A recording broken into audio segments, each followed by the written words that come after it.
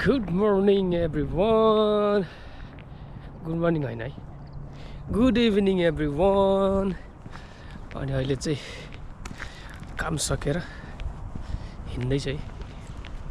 अब यो चाहिँ साकुराहरूको ठाउँहरू छेउछाउ हिँड्दैछु अब साकुराको समय सकियो है अलिअलि बाँकी छ अब सायद यो हप्तासम्म चाहिँ अलिअलि साकुरा हुन्छ होला त्यसपछि चाहिँ साकुराको समय लगभग सकियो है त धेरै चाहिँ खिचिएन अलिअलि खिचियो फोटोहरू यसपालि अलिअलि भिडियोहरू खिचियो त्योभन्दा अगाडि चाहिँ बिदाहरू नमिल्ने यताउता भएकोले चाहिँ खिचिएको थिएन है त वाउ दामी दामी छ त हौ सेतो भन्दा नि पिङ्कवाला चाहिँ दामी छ है त अनि यहाँबाट चाहिँ अब काम गर्ने ठाउँबाट चाहिँ हिँडेर 15 मिनट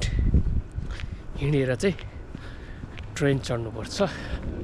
त्यहाँबाट फेरि 15 मिनट त्यहाँबाट फेरि अर्को 15 मिनट गएपछि मात्रै घर पुगिन्छ है त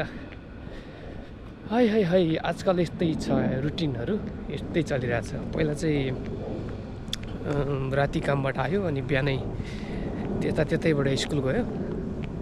हैन अहिले चाहिँ अब अलिकति फरक भएको छ अहिले चाहिँ अलि मजाले सुत्ने टाइमहरू पाछ काम गयो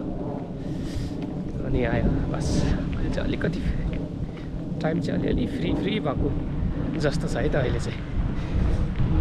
अरू त उस्तै हो लगभग